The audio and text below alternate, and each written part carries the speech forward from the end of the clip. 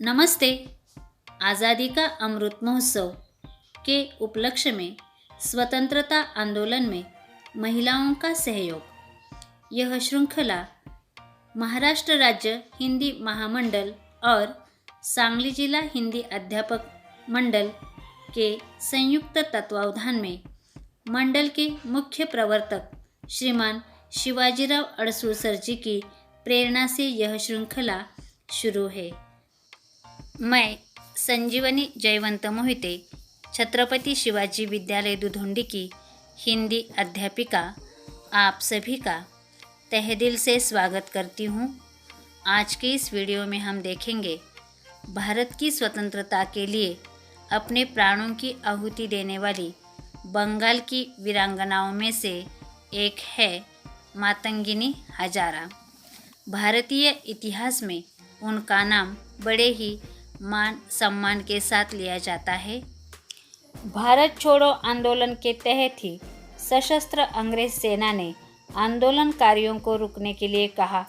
मातंगिनी हजारा ने साहस का परिचय देते हुए राष्ट्रीय ध्वज को अपने हाथों में ले लिया और जुलूस में सबसे आगे आ गई। इसी समय उन पर गोलियां दागी गई और इस वीरांगना ने देश के लिए अपनी कुर्बानी दी। मातंगिनी हजारा का जन्म 19 अक्टूबर 1870 ईस्वी में पश्चिम बंगाल के मिदनापुर जिले में हुआ था। वे एक गरीब किसान की बेटी थी। उन दिनों लड़कियों को अधिक पढ़ाया नहीं जाता था, इसलिए मातंगिनी भी निरक्षर रह गई। उनके पिता ने बहुत छोटी उम्र में ही उनका विवाह 60 वर्ष के एक धनी वृद्ध के साथ कर दिया था। जब मातंगिनी मात्र 18 वर्ष की थी तभी वह विधवा हो गई। अपने पति के मकान के पास एक कुटिया बनाकर वे रहने लगी। सन 1930 के आंदोलन में जब उनके गांव के कुछ युवकों ने भाग लिया तो मातंगिनी ने पहली बार स्वतंत्रता की चर्चा सुनी। 1932 में उनके गांव में एक जुलूस निकला। उसमें कोई भी महिला नहीं थी। यह देखकर मातंगिनी जुलूस में सम्मिलित हो गई। यह उनके जीवन का एक नया अध्याय था। फिर उन्होंने गांधी जी के नमक सत्याग्रह में भी भाग लिया। इसमें अनेक व्यक्ति गिरफ्तार हुए, किंतु मातंगिनी की वृद्धावस्था देखकर उन्हें छोड़ दिया गया।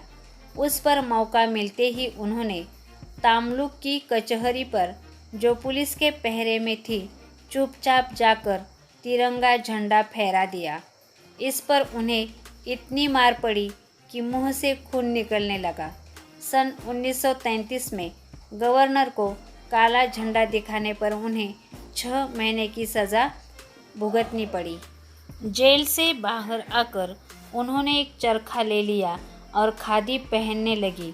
लोग उन्हें बूढ़ी गांधी के नाम से पुकारने लगे। 29 सितंबर 1942 का दिन था। कुल 6000 लोगों का जुलूस था। इसमें ज़्यादातर महिलाएं थीं।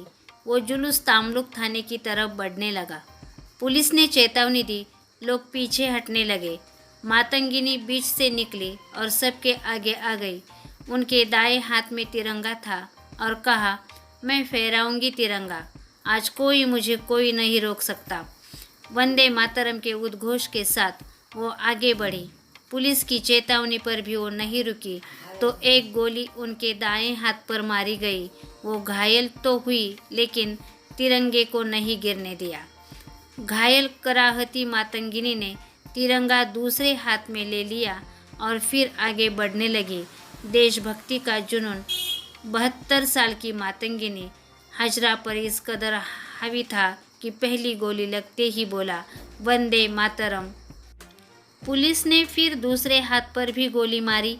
वो फिर बोली, वंदे मातरम, लेकिन किसी तरह झंडे को गिरने नहीं दिया। वंदे मातरम बोलती रही, झंडा ऊंचा किए रही और थाने की तरफ बढ़ती रही।